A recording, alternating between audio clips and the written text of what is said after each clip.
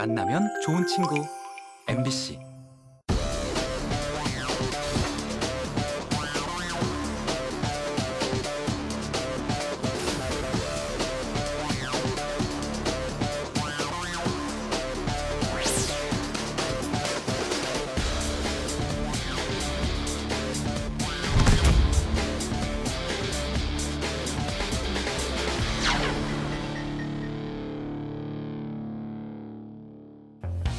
습관이 무섭다라는 말이 있죠. 한번 몸에 밴 습관은 바꾸기가 쉽지 않기 때문인데요. 오늘 알아보게 될 당뇨병 역시나 이 평소의 생활 습관과도 관련이 깊다고 합니다. 맞습니다. 예전에는 성인병이라고 불렸었는데요. 요즘에는 잘못된 습관 때문에 생긴다고 해서 생활습관병으로 불리고 있습니다. 이 당뇨가 무엇보다 무서운 거는 아마도 이어지는 합병증 때문이 아닐까 싶습니다. 그 자체로도 물론 위험합니다만은 다양한 합병증으로 인해 사망에까지 이를 수 있다는 당뇨입니다. 과연 어떻게 치료하고 관리해야 될지 오늘 TV 메디컬 약속에서 알아보도록 하겠습니다. 네, 도움 말씀 주실 오늘 주치 모셨습니다. 내분비 대사내과의 김민지 교수님과 함께합니다. 어서 오세요. 안녕하세요. 네, 안녕하세요.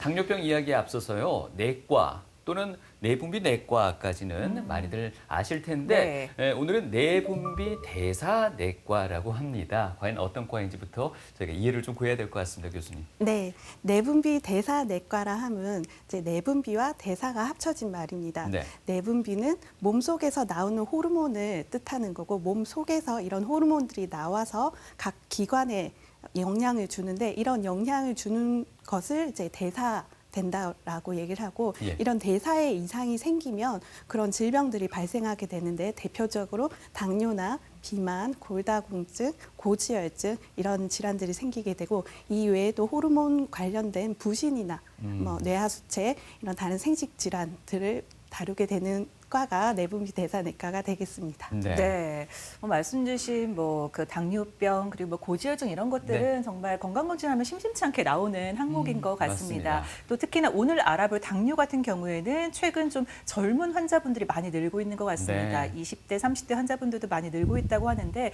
실제 의료 현장에서 예전보다 참 젊은 환자들이 많아졌다 실감을 하시나요? 네, 맞습니다. 실제로 젊은 당뇨 환자분들이 많이 늘었습니다. 이유는 아무래도 서구화된 생활 습관이 한몫하는 것 같고요. 예전보다는 좀 더 빨리 검진을 하고 좀 더 빨리 그런 환경적 변화에 더 민감해지는 것 같습니다.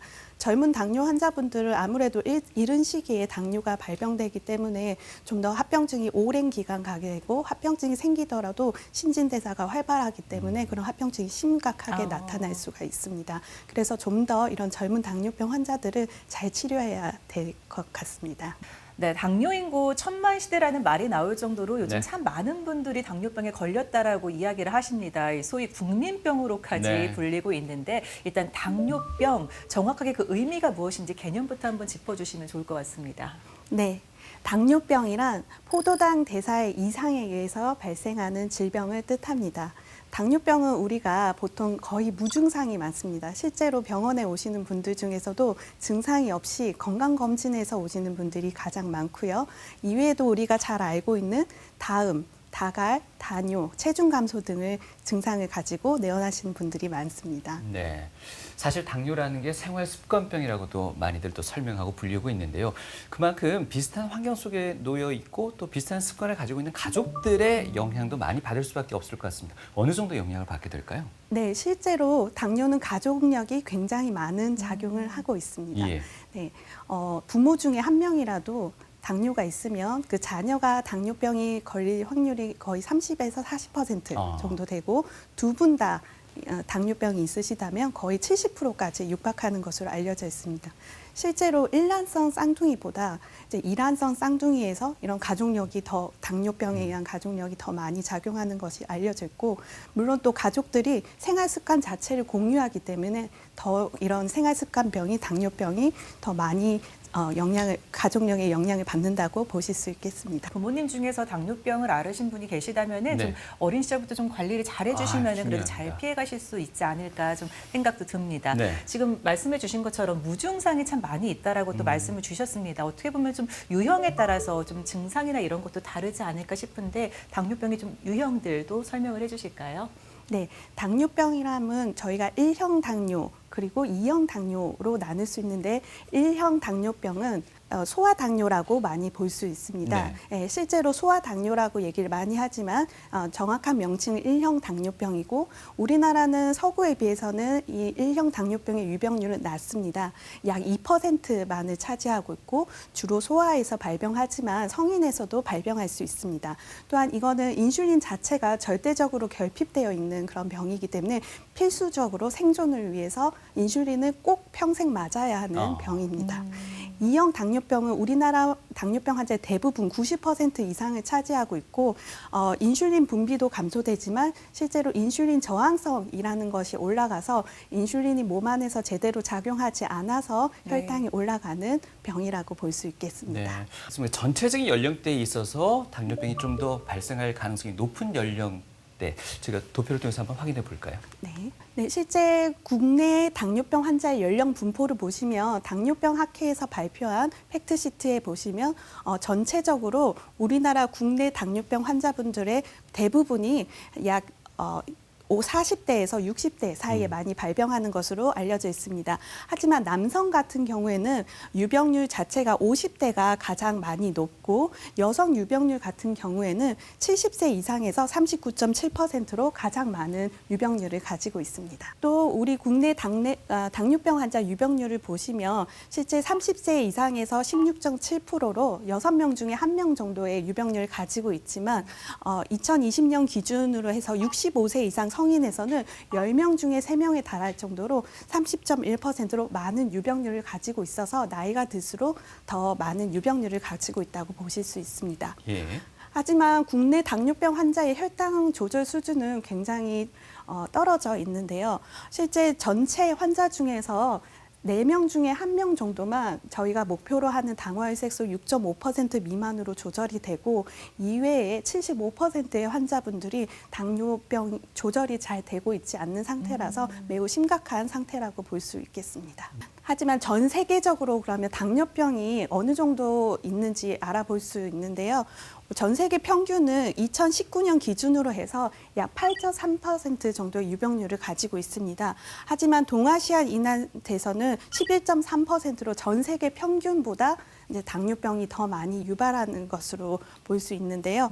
우리나라 사람들은 특히 이제 동아시아인들은 마른 비만이 많고 특히 서양인에 비해서 췌장이 작고 췌장의 지방 축적이 높기 때문에 또 인슐린 분비능이 낮고 인슐린 민감도가 높습니다. 이 말을 다시 얘기하면 췌장에서 인슐린은 많이 잘 분비를 하는데 너무 췌장이 크기가 작다 보니까 빨리 고갈된다는 얘기라고 보시면 됩니다. 거의 한 10명 가운데 1명 정도는 지금 앓고 있는 걸로 통계상으로 나오고 있는데 근데 그 유병률의 그래프를 보니까 젊은 시절에 보니까 좀 남성분들이 더 일찍 많이 발병을 하는 것 같고 이제 나이가 들면 또 여성분들 발병이 더 많아지는 것 같습니다. 그 차이가 있을까요?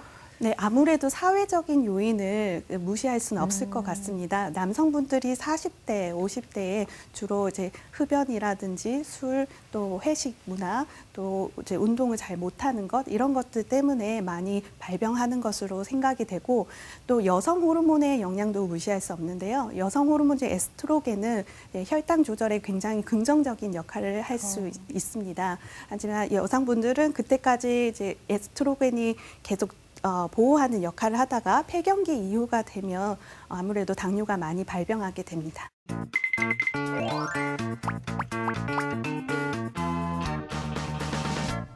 대한민국 성인 6명 중 1명이 갖고 있다는 질환.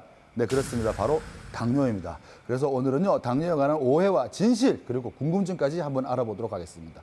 교수님, 조선시대 왕들이 굉장히 많았지 않습니까? 그중에서 가장 큰 왕이 세종대왕입니다. 남들은 왕왕하지만 세종은 대왕이니까. 근데 세종대왕이요, 기록에 보면 30대 때 당뇨에 걸렸었다라는 기록이 네. 있습니다. 네. 그 원인으로 이렇게 회자되고 있는 이야기가 육류 섭취를 많이 했기 때문이다. 이렇게 추측하시는 분들이 굉장히 많더라고요. 그런데 사실은 당뇨가 단 걸 많이 먹고 과식을 많이 하고 그래서 걸린다라고 알고 있는데 육류 섭취를 많이 한다고 해서 당뇨에 걸리기도 하나요? 네, 그렇습니다. 오. 육류를 많이 섭취하게 되면 그 안에 분명히 단백질뿐만 아니라 나쁜 그런 지방, 특히 포화 지방산 이런 것들이 많이 있기 때문에 내 몸 안에 산화 독성이라고 몸에 나쁜 물질들이 많이 쌓이고 전신적인 만성염증 상태가 되기 때문에 결국에는 이런 대사 조절의 실패로 인해서 당뇨가 생기는 겁니다. 아, 그렇죠. 그렇다고 해서 육류 섭취를 아예 건전하는 건 아니고 너무 많이 먹었을 때 문제겠죠? 그렇죠. 많이 먹는 것도 칼로리 섭취가 많이 늘어나고 아. 또한 그런 섭취 때문에 당 대사가 어렵게 되니까 당뇨가 걸릴 수 있는 위험성이 올라가게 됩니다. 아, 그럼 저도 이 고기를 좀 끊어야겠네요. 사실은 그런데 많은 사람들이 저한테 그런 이야기 합니다. 너 살 빼라. 제가 사실 비만입니다. 네, 이게 비만이라면은 사실은 당뇨 걱정을 좀 해야 되겠죠. 그렇죠. 그런데 네, 어떤 어르신이 그런 이야기를 하는 거예요. 네. 좀 마르신 분들도 사실 당뇨가 있다 이러시는데 네. 실제로 그런가요? 그거는 우리나라인의 좀 특징이라고 보시면 될 것 우리나라만요? 같습니다. 네, 우리나라나 이런 동아시아인한테서는 마른 비만이 많아요. 겉으로 보기에는 말라 보이지만 내장 지방이라든지 아니면 이소성 지방이라고 해서 간이라던가 췌장이나 다른 장기에 있어야 되지 않을 곳에 지방이 쌓이는 그런 상태가 당 대사를 어렵게 하고 그러면서 이제 췌장의 인슐린 분비도 줄어들고 인슐린 저항성이라는 게 올라가기 때문에 그래서 당뇨가 조절이 안 되고 당뇨병이 생기게 되는 그런 기전이 되겠습니다. 야, 우리나라만 좀 그렇게 있다면은 그 내장 지방이 많으신 분들이 좀 특징이 네. 술을 많이 드시거든요. 그 술을 좀 자제해야 되겠군요. 그렇죠. 술은 아무래도 간에서 해독이 되니까 네. 간이 이렇게 딱딱해지거나 아니면 간 기능이 제대로 발휘를 못하면 그런 당 조절하는 기능이 떨어지니까 결국에는 당뇨가 발병하게 되는 거죠. 아, 당뇨 참 무섭습니다. 보통 일반적으로 당뇨 증상, 당뇨병이라고 이제 좀 의심스러울 때는 밥을 많이 먹는다든가, 네. 허기가 자주 진다든가, 네. 물을 많이 마신다든가, 네. 혹은 소변을 봤는데 거품이 많이 생긴다, 소변 색깔이 너무 노랗다 이러면은 당뇨를 의심하거든요. 네. 많은 분들이 뭐 여러 가지 증상들을 이야기해요. 네네. 그런데 이런 이야기가 있습니다. 본인이 당뇨인 줄 모르고 사시는 분들이 굉장히 많다 그러더라고요. 부증상 당뇨라는 표현을 써도 되는지 모르겠는데 진짜 증상이 없는 당뇨도 있는 걸까요? 네. 그래서 실제로 저희 병원에 오는 분들 중에 대다수는 증상이 없습니다. 아, 그래요? 예, 당뇨는 침묵의 살인자라고도 하는데 당뇨로 인해서 200, 300 정도 혈당이 오르더라도 본인은 딱히 그런 증상은 없고 약간 피곤하다 이 정도 증상만 있으세요. 만성 피로라 생각하죠. 보통. 그렇죠. 당뇨 혈당이 300 이상 올라갔을 때 혈당이 높아서 탈수가 되고 그로 인해서 이제 탈수가 되면 소변이 농축이 되니까 노랗게 나오는 거고 단백뇨가 되면 이제 그것 때문에 거품뇨가 생길 수가 있고 그리고 탈수가 되니까 자꾸 물을 많이 마시게 네네. 되고 그러면서 화장실도 더 자주 가게 되고 수면 장애도 온다 그러더라고요. 그렇죠. 수면 장애 같은 것도 이제 뇌 기능이라든지 신경 기능 같은 자율신경 합병증이 잘 생기기 때문에 그럼 수면 장애뿐만 아니라 위장 장애라든지 뭐 변비라든지 뭐 요실금 뭐 이런 것들도 굉장히 많이 생길 수가 있어요. 그렇군요. 근데 보통 이렇게 증상이 없잖아요. 네. 근데 본인이 당뇨인지를 그냥 미리미리 검사를 해보는 방법밖에 없겠네요. 네, 정기적인 검진을 받아서 내가 당뇨인지 아닌지 확인을 하시는 게 좋고 공복 혈당이 126 이상이면은 일단 당뇨나 아니면 내당능 장애 이런 게 있는지 한번 확인을 해보시는 게 좋을 것 같습니다. 그냥 본인 스스로 판단하지 말고 병원에 가는 게 최고 우선이 되겠습니다. 아, 그렇군요. 당뇨병이 무서운 이유는요 여러 가지가 있겠습니다만 홀로 찾아오지 않는다는 겁니다. 바로 합병증을 네. 동반한다는 건데요. 그래서 그런지 암보다 더 무서운 게 바로 당뇨 합병증이라고 합니다. 그 합병증에 대한 설명 좀 해주실까요? 네, 맞습니다. 당뇨 합병증은 굉장히 무서운 질환이지만 잘 모르고 간과하기 쉬운 질병입니다. 당뇨 합병증은 머리끝부터 발끝까지 다 생기는 아주 무서운 질환입니다. 네. 왜냐하면 이 당뇨 합병증이라 하면 혈관에 주로 생기는 질환이 되겠는데요. 머리끝부터 발끝까지 모두 혈관이 있기 때문에 네. 대혈관, 소혈관까지 모두 합병증이 생길 수 있고 특히 대표적으로 눈이나 콩팥, 심장, 신경 그리고 심혈관까지 모두 합병증이 생길 수가 있습니다. 네.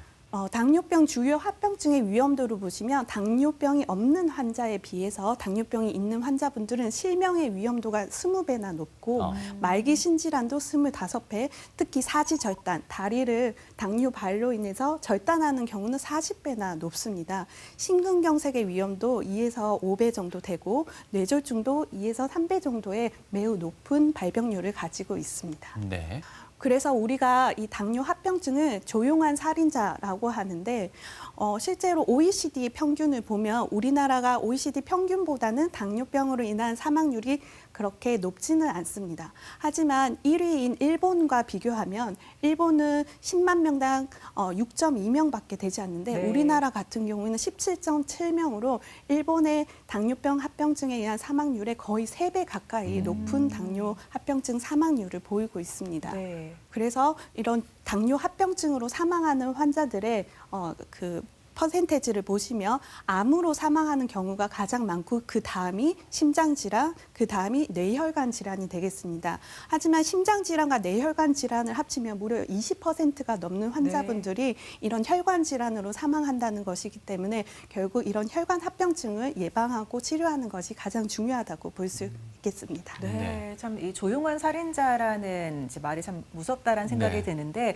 이 목숨까지 앗아가지 않더라도 아까 말씀 주신 사지절단까지 맞습니다. 가게 된다면 너무 상실감이 클 것 같습니다. 거기까지 가기 전에 이 환자가 알아차릴 수 있는 어떤 그런 상황은 없을까요? 네, 맞습니다. 당뇨발까지 진행을 해서 이제 사지절단까지 가는 경우는 사실 최근 들어서는 많이 줄고는 있습니다. 네. 하지만 당뇨병이 없는 환자에 비해서 당뇨병이 있는 환자분들이 사지절단으로 가는 경우가 앞서 말씀드린 것처럼 40배나 높은 이유는 아무래도 본인의 발에 상처가 나거나 이런 당뇨 합병증으로 인해서 이상 감각 때문에 본인 발에 이상이 생긴지 모르고 지나가는 경우가 많기 때문입니다.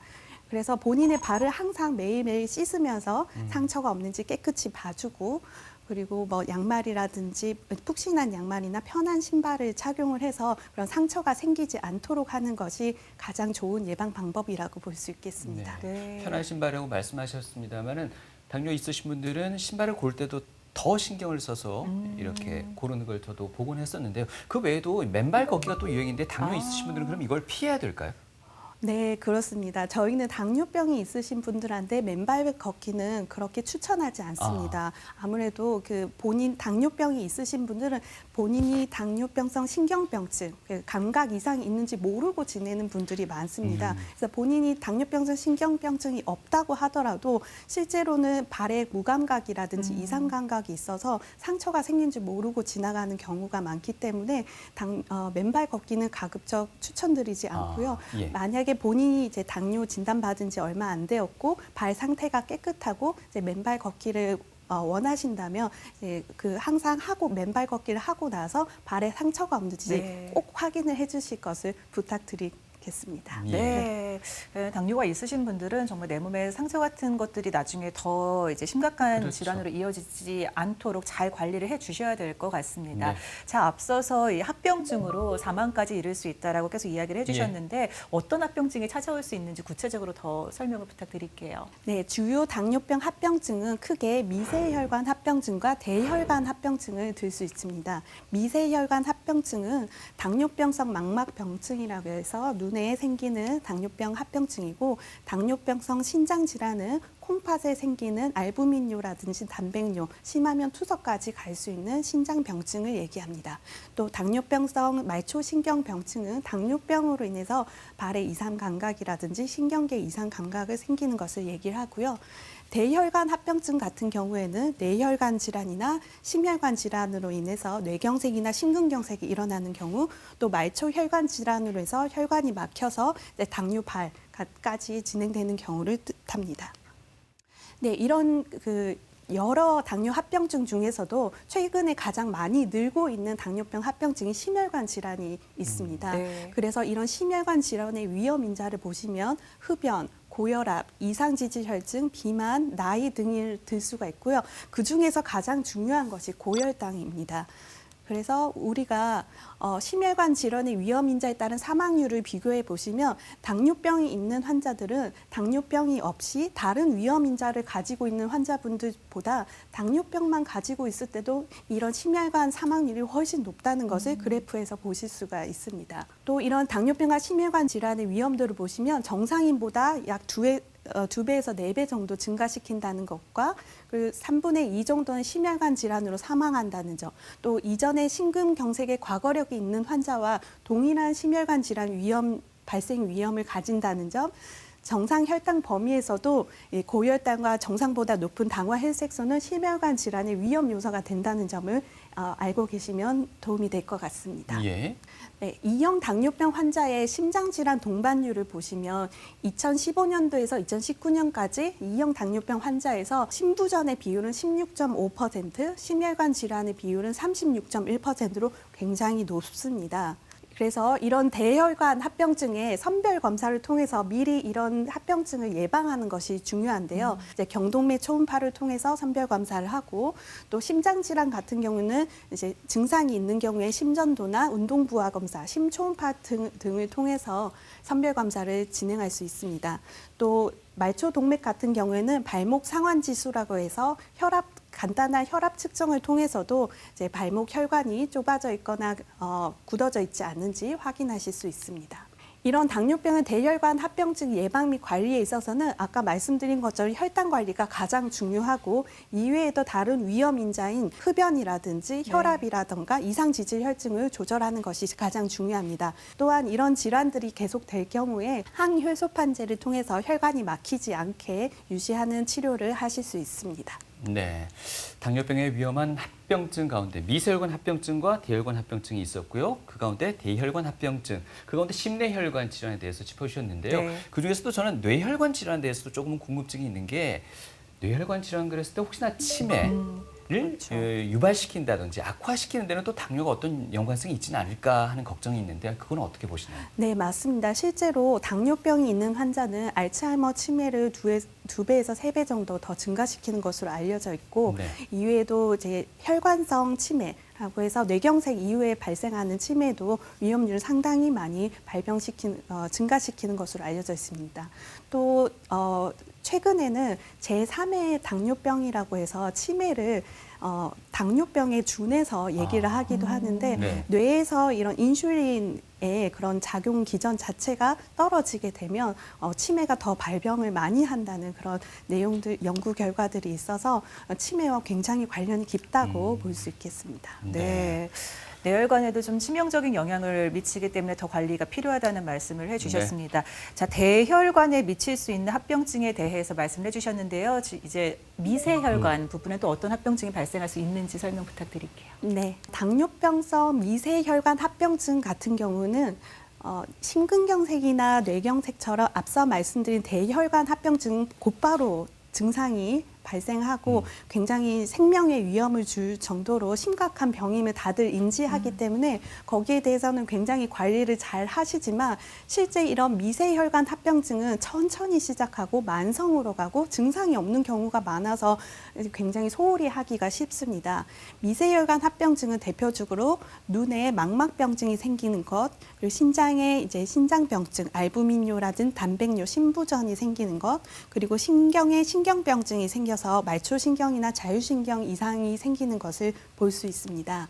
그래서 앞서 말씀드린 것처럼 이런 소리 없는 당뇨병 합병증이라고도 말을 많이 하는데 실제로 2형 당뇨 환자분들이 진단될 당시에 이미 합병증을 동반하고 있는 경우가 많습니다. 네. 특히 미세혈관 합병증 중에서 망막병증은 21%, 콩팥병증은 7%, 그리고 발기부전 같은 경우에도 자율신경 장애라고 볼 수 있는데 20%나 동반하고 있습니다.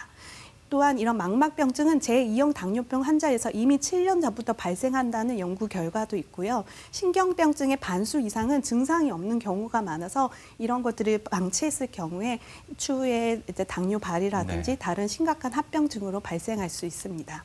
또한 이제 신장 질환이 계속해서 증가하고 있는데 당뇨병성 신장 질환 같은 경우에는 30세 이상, 65세 이상을 보면 25.4%, 34% 정도로 굉장히 많은 환자분들이 신장 질환이 동반돼 있다는 것을 볼 수가 있고 현재 투석하고 있는 말기 신부전 환자분들의 이제 1, 2, 3위를 보시면 1위가 당뇨고 2위가 고혈압, 3위가 만성 사구체 신염입니다. 하지만 당뇨로 인한 이런 투석을 하는 환자분들은 시간이 지날수록 점점 증가하고 있고 실제로 저희가 투석하는 환자분들 보시면 대부분이 당뇨를 가지고 있음을 알 수 있습니다. 네. 그래서 이런 당뇨병성 신장 질환은 선별 검사가 중요한데 아무래도 증상이 없기 때문인데요.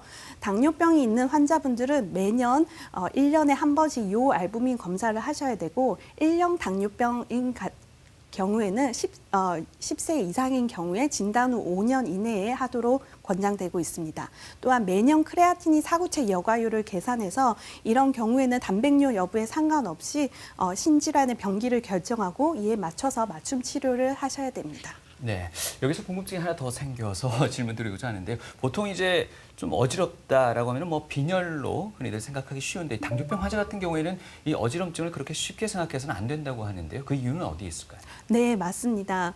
당뇨병 환자분들 같은 경우에는 이렇게 신장 질환이 동반되어 있는 경우가 많습니다. 실제로 우리 신장에서는 에리스로포이에틴이라고 하는 조혈 인자를 생성해냅니다. 콩팥이 나빠지게 되는 경우에는 에리스로포이에틴 분비가 떨어지기 때문에 빈혈이 잘 발생할 수 있는데 어지럼증이 발생했을 경우에 이런 신장 기능이 나빠져서 빈혈이 생기지 않았는지 주기적인 검사가 필요하겠습니다. 네. 네.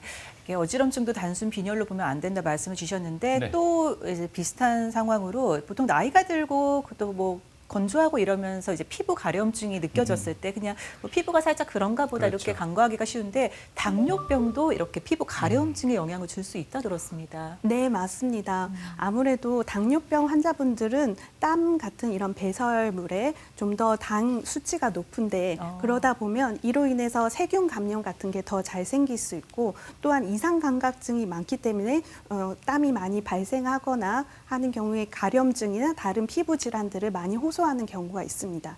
또한 당뇨병이 있으신 분들은 쉽게 탈수되기 쉬운데 혈당이 높으면 아무래도 삼투압이라는 게 올라가서 네. 많이 탈수가 되는데 그로 인해서 피부도 좀 더 건조해지게 돼서 이런 건선이라든지 다른 피부 질환이 있는 경우에 가려움증이나 다른 질환들을 더 많이 발병할 수 있다고 볼 수 있습니다.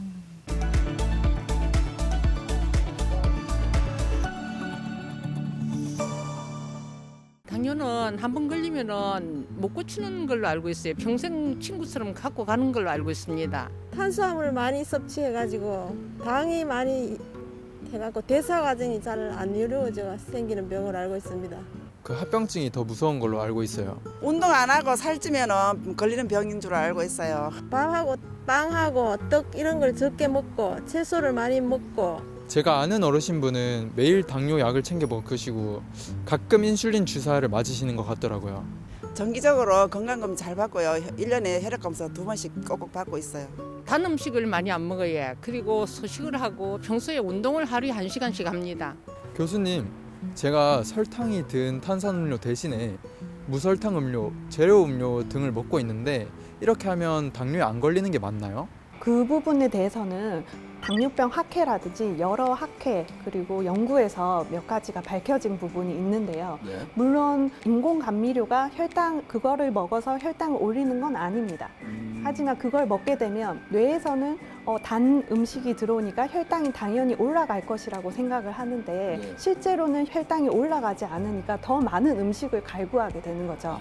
그래서 실제로 인공 감미료가 들어있는 음료수를 마셨을 때 실제 음료수를 마시는 것보다 더 많은 음식을 섭취한다는 보고도 있고요. 인공 감미료 자체가 장내 미생물에 영향을 줘서 염증성 장질환이라든지 다른 장 질환의 발병률을 더 높인다는 그런 보고도 있습니다. 그래서 인공 감미료가 들어있는 음료 자체는 저희는 가급적 섭취하지 않기를 권유를 드리고 꼭 섭취해야 된다면 소량만 섭취하시도록 권유드립니다. 이번에는요, 당뇨에 관한 시청자 사연들을 모아봤습니다. 교수님, 체중 관리를 위해 365일 다이어트를 아주 열심히 하고 있는 30대 여성의 사연입니다. 근데 이분이 안타깝게도 당뇨 진단을 받았다고 합니다. 그런데 이제 체중 관리를 위해서 많은 다이어트를 시도해봤는데 간헐적 단식이 가장 효과가 좋더래요. 그래서 계속 하고 있는데 혹시 이 간헐적 단식이 당뇨에 영향을 미치지는 않을까 좀 걱정을 하고 있습니다. 선생님 좀 해결해 주셔야 될 것 같아요. 네, 일단 간헐적 단식 하지 마십시오. 왜요? 당뇨 환자분들은 당 대사에 이상이 있기 때문에 음식을 소량만 드셔도 남들보다 인슐린 분비가 더 많이 될 수가 있고 그런 단식 동안 저혈당 위험성이 매우 큽니다. 특히나 최근의 연구 결과에 따르면 혈당이 계속 지속적으로 높은 것보다 높았다 낮았다 이 변동폭이 큰 것이 훨씬 더 혈관이라든지 다른 당뇨 합병증에 나쁜 영향을 준다고 알려져 있거든요. 그래서 간헐적 단식보다는 소량이라도 나눠서 규칙적으로 일정한 시간에 드시는 걸 좀 더 추천을 드리고 본인 건강을 위해서 또 저혈당 예방을 위해서 간헐적 단식은 되도록 하지 않는 것이 좋을 것 같습니다. 뭐 저혈당이든 고혈당이든 간에 당뇨는 빨리 치료하는 게 우선인 것 같고 그 당뇨 환자분들은 다이어트를 고민하고 있다면 의사 선생님하고 상의를 꼭 해야 되지 않을까 그 생각이 드네요. 네. 이번 사연은요. 아드님의 사연입니다. 어머니가요 당뇨를 앓고 계신다고 해요. 근데 어머님이 지난 겨울에 친척들 여러 명과 함께 오랜만에 여행을 3박 4일로 해외로 가신 모양이에요. 네. 그런데 어머님이요 당뇨약을 안 가지고 가신 거예요. 당뇨약은 매일 드셔야 되는 거지 아시겠습니까? 그런데 다행히 친척 중에 당뇨를 앓고 계신 분이 계셨어요. 네. 그 약을 빌려가 드셨던 모양입니다. 네. 아드님 걱정이 너무 커요 지금. 네. 그렇게 먹어도 되는 건지. 그것도 하시면 안 됩니다. 아 그래요? 네, 당뇨약은 환자에 맞춰서 맞춤약으로 처방이 나가는 겁니다. 어떤 분은 간이 나쁠 수 있고 어떤 분은 콩팥이 나쁠 수가 있어요. 그래서 콩팥이 나쁘면 거기에 맞춰서 용량도 조절을 하고 콩팥에 좋은 당뇨약을 써야 되는데 다른 환자의 당뇨약을 먹게 되면 나한테 맞지 않는 당뇨약을 먹는 게 되기 때문에 오히려 부작용의 위험성이 더 올라가서 혈당 조절이 더 안 될 수도 있고 오히려 저혈당이나 다른 위험성이 더 커질 수 있기 때문에 굉장히 위험한 행동이 되겠습니다. 갑자기 그런 생각이 드네요. 네. 당뇨약은 비타민제가 아니다. 네. 그런 생각이 듭니다. 네. 당뇨병에 대한 시청자의 궁금증까지 알아봤습니다. 네. 교수님, 당뇨병 환자라면 사실 인슐린을 빼놓고는 얘기할 수가 없을 것 같은데요. 인슐린이 과연 어떤 것이고 당뇨병과는 어떤 관계가 있는지 한번 정리를 해주시죠. 네, 맞습니다. 혈당을 상승시키는 원인은 크게 두 가지로 볼 수 있습니다. 몸속에서 인슐린이 분비되지 않는 경우와 그리고 인슐린은 나오지만 이에 저항성이 있는 경우로 나눌 수 있는데 인슐린 분비 장애가 바로 1형 당뇨병에 해당하게 됩니다. 인슐린 분비 장애는 인슐린 생산하는 것에 장애가 생긴 경우로 베타세포가 자가 면역이나 바이러스 감염이나 다른 이유로 인해서 파괴돼서 인슐린 분비에 장애가 생기는 경우고요. 하지만 이외의 대부분의 경우가 인슐린 분비는 잘 되지만 인슐린 감수성 변화와 인슐린 작용에 방해가 돼서 혈당이 올라가는 경우로 볼 수 있겠습니다.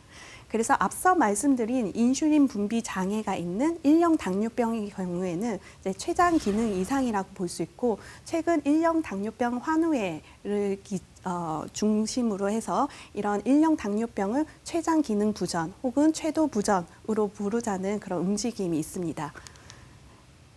두 번째, 2형 당뇨병의 발병 요인 같은 경우에는 실제로 췌장에서 인슐린 분비가 감소하긴 하지만 이거는 큰 작용을 하는 게 아니라 간이나 근육 또 지방에서 포도당 사용률이 줄어들고 또 포도당을 다시 만들어내는 간에서 당 신생이 늘어나게 되고 지방에서 중성지방을 분해하면서 이런 지방산이 증가하면서 당이 더 증가하게 되는 그런 발병 기정을 가지고 있습니다. 예. 그래서 2형 당뇨병의 병태 생리를 보시면 앞서 가족력이 중요하다고 말씀드렸는데 이외에도 비만이라든지 생활습관 서구화도 큰 영역을 차지하고 있기 때문에 인슐린 저항성과 베타세포 장애 두 가지 모두를 잡아야 되는 그런 치료 방법이 중요합니다. 그래서 2형 당뇨병의 위험 인자를 보시면 가족력이라든지 나이가 많다던가 아니면 이전에 다른 합병증 병력이라든지 또 한국인을 포함한 이런 동아시아인에서 고위험이 있을 수 있고 또 비만이나 과체중 또 생활습관 등으로 2형 당뇨병이 생길 위험이 더 높아지게 됩니다. 이런 당뇨병 같은 경우에는 진단하는 기준이 여러 가지가 있을 수 있는데 일단 공복혈당을 가장 많이 측정을 하실 겁니다. 공복혈당이 126 이상의 경우에 당뇨병을 진단할 수 있지만 이거 하나만 가지고는 진단을 내리긴 어렵습니다.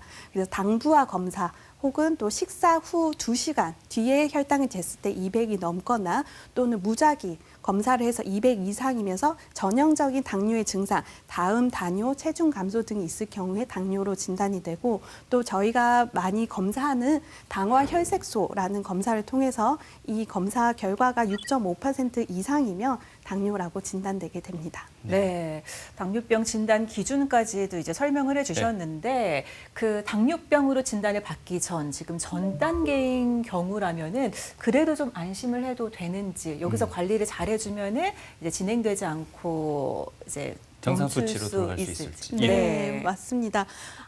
당뇨병 합병증이 위험하다고 아까 말씀을 드렸는데 실제 당뇨병 합병증은 2형 당뇨병 환자들의 대해서는 당뇨 전 단계부터 이미 발병하고 시작하는 것으로 알려져 있습니다. 당뇨병 전 단계인 경우에 굳이 약을 드실 필요는 없지만 생활 습관 관리를 통해서 혈당을 지속적으로 정상 혈당으로 계속 유지를 해야 이런 합병증들이 더 진행하지 않도록 또는 발병하지 않도록 예방을 하실 수 있고 내가 당뇨 전 단계라고 당뇨병이 아니라고 해서 생활 습관 관리나 혈당 관리를 소홀히 하면 이런 합병증이 더 빨리 많이 발생할 수 있다는 것에 유념해야 하실 겁니다. 네. 요즘 보면은 그 집에서도 계속해서 이제 혈당을 체크들을 많이 하시는데 이게 확진이 되지 않아도 이제 전 단계여도 이제 좀 불안한 마음이 있으니까 그렇죠. 전 단계부터도 계속 이 자가 체크라고 예. 해야 될까요? 네. 필요할까요? 네, 저희는 이제 혈당이 정상이더라도 내당능 장애라는 게 있을 수 있고 공복 혈당이 정상이더라도 식후 혈당이 올라가는 분들이 있고 또 공복 혈당 자체가 높은 분들이 네. 있기 때문에 지속적으로 내가 주로 어느 때 혈당이 높은지 확인을 해보시면 특히나 가족력이 있으신 경우에는 계속 확인을 해서 그때 맞는 그런 생활 습관 변화를 좀 추구해 주시면 좋을 것 같습니다. 네. 예를 들어 식후 혈당이 높다면 좀 당 지수가 낮은 음식 위주로 섭취를 하신다든지 식후에 운동을 좀 통해서 식후 혈당을 내리려는 그런 노력을 해주시면 좋을 것 같습니다. 네. 계속해서 이거 찔러서 뭐 이 혈당 검사 할 수도 또 불편할 분도 없지 않아 있을 수 있는데요. 당뇨 전 단계인지 아닌지, 내가 괜찮은지 아닌지 어떻게 하면 제일 판단할 수 좋은 방법이 있을까요?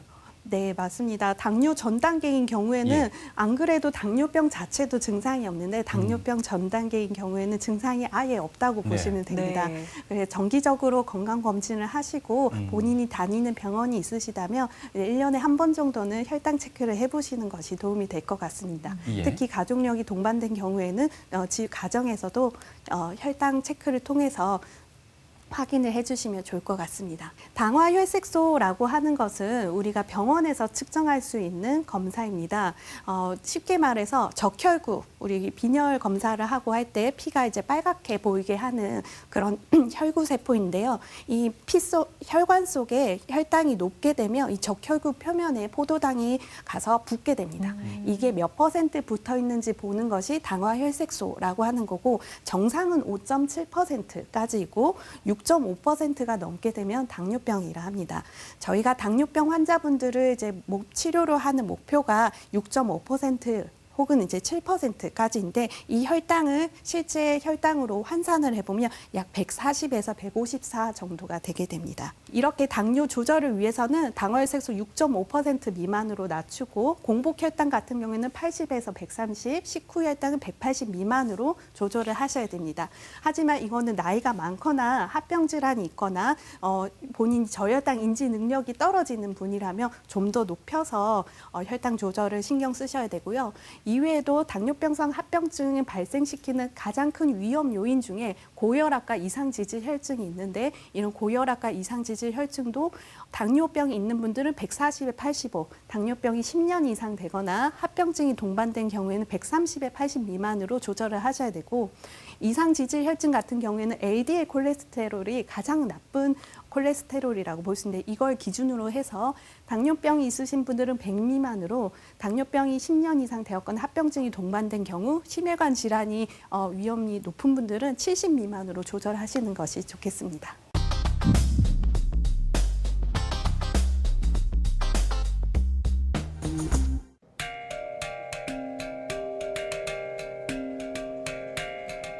누구도 안심할 수 없는 현대인의 적 당뇨. 30대 남성 신용욱 씨는 최근 3년 사이 급격한 몸의 변화로 병원을 찾았다. 제가 이제 2주 정도 만에 한 20kg 정도 가까이 빠졌습니다. 갑자기 많이 빠지니까 주변 사람들도 굉장히 많이 놀랬고요. 그리고 일단 중간에 또 잠을 잘 때 중간에 잠을 자주 깨게 됩니다. 그리고 자도 너무 피곤하고요. 그리고 중간에 이제 화장실을 자주 찾아가게 되고 그다음에 이제 음료수나 이런 단 것들 굉장히 많이 더 찾게 됩니다. 먹어도 늘 배가 고픈 거죠. 그런 증상이 있었습니다. 30대라는 비교적 젊은 나이에 찾아온 당뇨. 초기에 관리하지 않으면 더 심각한 질환들이 동반될 수 있어 각별한 주의가 필요하다. 정기적인 경동맥 초음파 검사를 통해 혈액의 흐름과 혈관의 상태를 확인한다.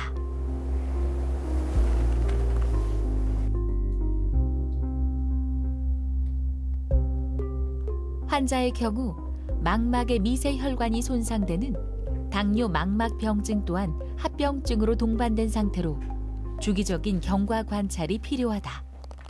환자분 처음에 오셨을 때는 직장 검진으로 공복 혈당이 250으로 굉장히 높은 상태로 오셨어요. 당화혈색소라고 저희가 당뇨를 보는 검사가 있는데 평균 2, 3개월 동안의 평균 혈당을 반영한 수치입니다. 그게 이제 보통은 정상인 5.7까지인데 14%가 넘는 수치로 오셨어요.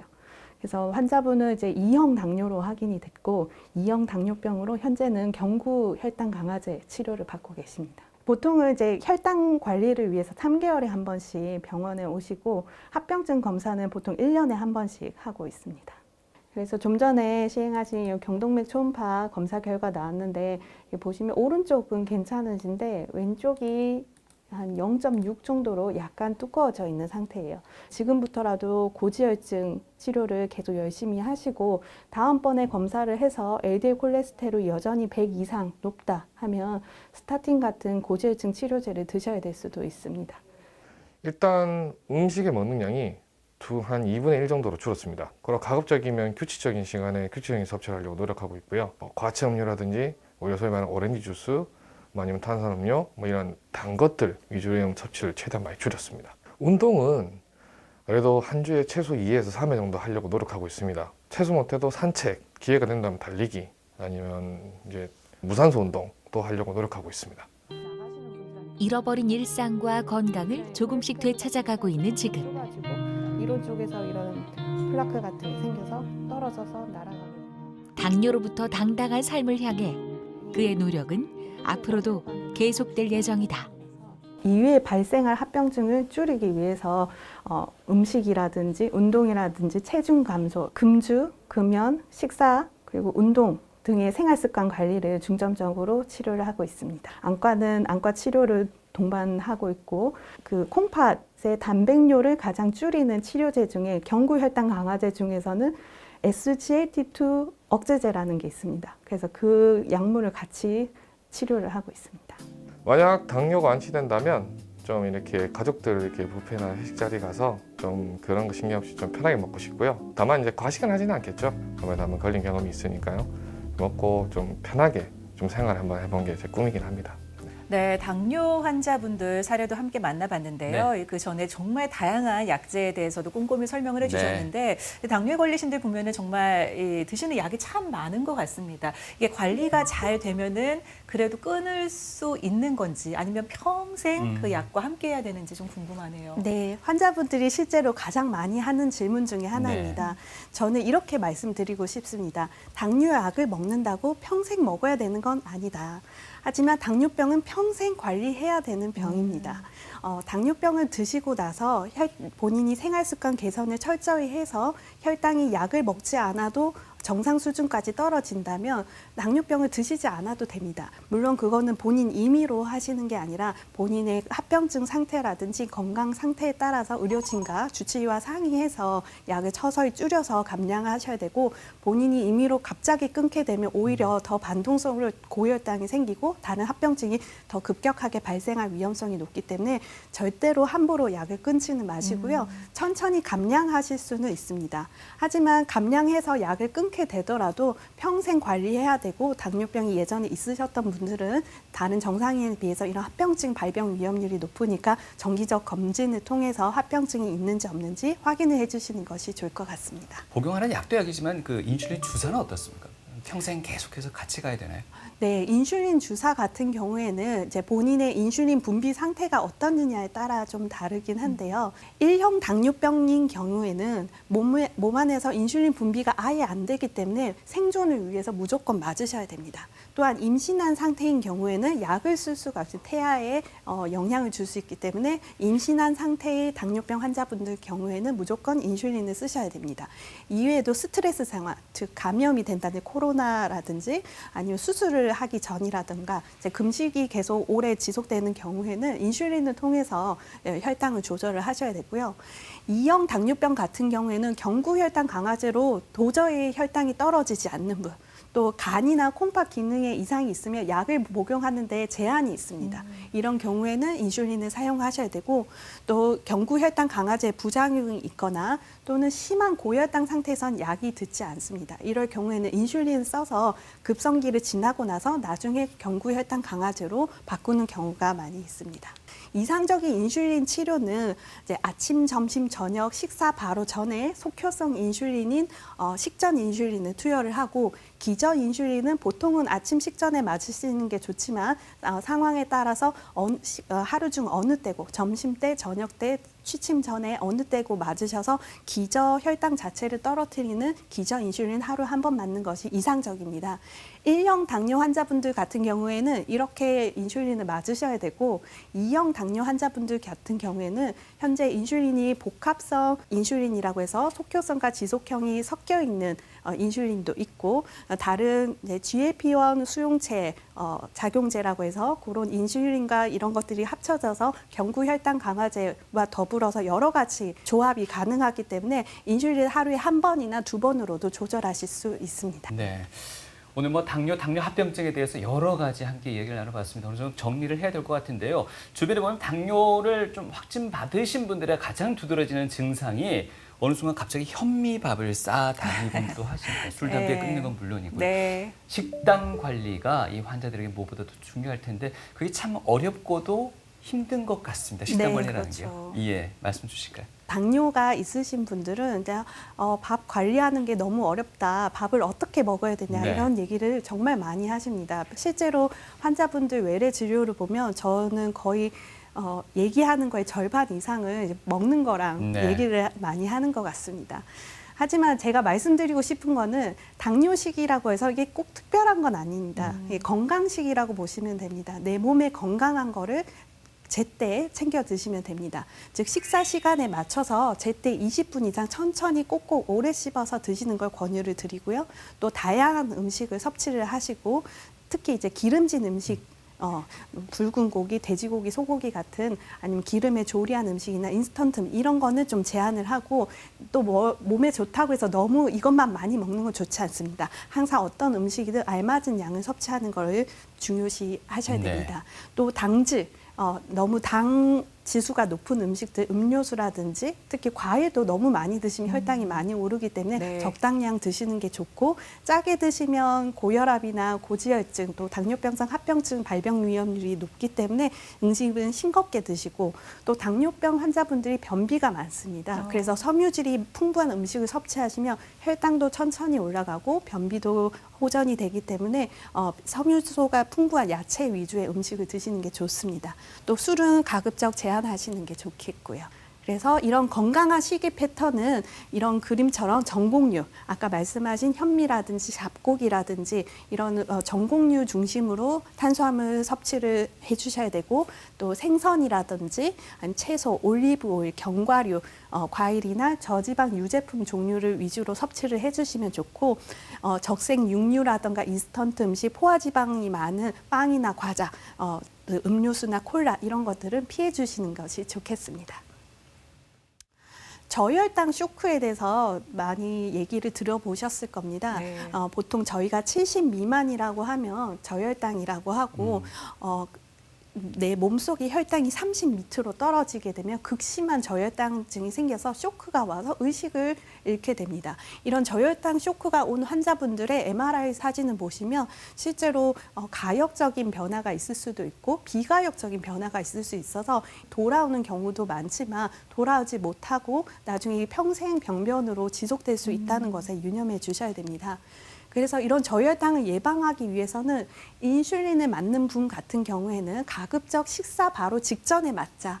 또 아침 식전에 맞으시는 것이 아무래도 이제 낮 시간 동안 의식이 깨어 있을 때 저혈당인지 바로 인지를 할 수 있기 때문에 가급적 아침 식전이든 이제 낮 동안에 맞는 것을 추천해 드리고 네. 만약에 금식해야 된다든지 내가 식사량이 좀 줄다든지 하면은 인슐린 양을 좀 조절을 하셔야 됩니다. 또 저혈당 증상이 발생했을 경우에는 바로 혈당을 체크할 수 있도록 언제나 혈당 체크기를 소지하고 계셔야 되고요. 또 저혈당 발생했을 때 빨리 혈당을 올릴 수 있는 단순 당질에 해당하는 음료나 이런 음식들을 알고 계셔야 돼요. 설탕 한 숟갈이라든지 꿀 한 숟가락, 네. 콜라 반잔, 요구르트, 사탕 2개 이거를 한꺼번에 드시고 15분 뒤에 혈당을 체크하셔야 됩니다. 초콜릿은 저희가 그 가급적 저혈당 시에 섭취하지 않도록 교육을 하고 있는데 지방 성분이 많아서 네. 그 당시에는 바로 혈당을 올리지 않고 뒤늦게 혈당을 올리는 경우가 많아서 저혈당이 발생했을 경우에는 반드시 이런 음료나 단순 당질에 해당하는 식품을 섭취하셔야 됩니다. 경구 혈당 강화제 같은 경우에는 썰포뇨세제를 복용하시는 분들은 인슐린 분비를 자극하는 약이기 때문에 이 약을 드시는 분들은 내가 식사를 잘 못하시거나 식사를 안 할 예정이다 하는 경우에는 약을 빼고 드시는 게 좋고요. 또 식사를 항상 규칙적으로 하셔야 됩니다. 하루에 몰아서 드신다든지 아니면 이제 양을 너무 소량씩 섭취하시다든지 하면 저혈당이 발생할 위험이 높기 때문에 굉장히 이제 식사에 좀 더 신경을 많이 쓰셔야 됩니다. 이런 저혈당을 잘 생기는 분들을 위해서 저희가 연속혈당 측정기라고 하는 거를 좀 권유를 드리는데요. 실제로 이제 1형 당뇨병 환자분들 중에서는 연속혈당 측정기를 많이 사용하고 계시고 이제 2형 당뇨병 환자분들 중에서도 인슐린을 사용하면서 저혈당이 많이 발생하거나 아니면 이제 수시로 저혈당이 발생하는 분들한테는 연속혈당 측정기를 착용을 해서 내가 주로 어느 때 저혈당이 발생하는지 체크하도록 말씀을 드리고 있습니다. 실제 연속혈당 측정기 중에선 저혈당이 발생했을 때 알람이 울리는 기능까지 있기 때문에 이런 저혈당이 수시로 발생한다든지 평소에 저혈당으로 고생하시는 분들이 있다면 의료진과 상의해서 연속혈당 측정기를 한번 사용해 보실 것을 권유드리겠습니다. TV 메디컬 약손 오늘 이 시간에는 당뇨병과 그 합병증의 위험성에 대해서 잘 알아봤습니다. 네. 마지막으로 오늘 내용 간단히 정리 한번 부탁드릴게요. 네, 오늘 강의 내용은 조용한 살인자, 당뇨병 합병증에 대한 내용을 다뤄보았습니다. 우선 선별검사로 조기에 발견하는 것이 가장 중요하고 적극적인 치료와 위험 요소 관리가 중요하겠습니다. 또 2형 당뇨병 같은 경우에는 인슐린 저항성이 가장 큰 문제이기 때문에 식습관 개선과 운동 이런 것들을 통해서 생활습관 교정을 통해서 인슐린 저항성을 낮추셔야 되고 또한 약제로 개별화된 치료를 통해서 당뇨병을 완치까지 개념을 가져가실 수 있습니다. 또한 저혈당 예방을 위해서는 규칙적인 생활습관이 가장 중요한데요. 평소에 혈당을 계속 체크하고 자신이 저혈당 증상이 없는지 확인하는 것이 중요하다고 볼 수 있겠습니다. 네. 아무리 강조해도 지나치지 않은 당뇨병인 것 같습니다. 이거 어쩔 수 없다, 난 피할 수 없다라고 숙명으로 받아들이셨다가는 단명할 수가 있다고 합니다. 네. 조금 더 적극적인 의지를 가지고 치료에 나서야겠습니다. 네, 방심하셔도 또 소홀히 대해서도 안 될 당뇨병에 대해서 오늘 자세히 알아봤습니다. 네. 내분비 대사내과의 김민지 교수님과 함께했습니다. 말씀 감사합니다. 네, 감사합니다.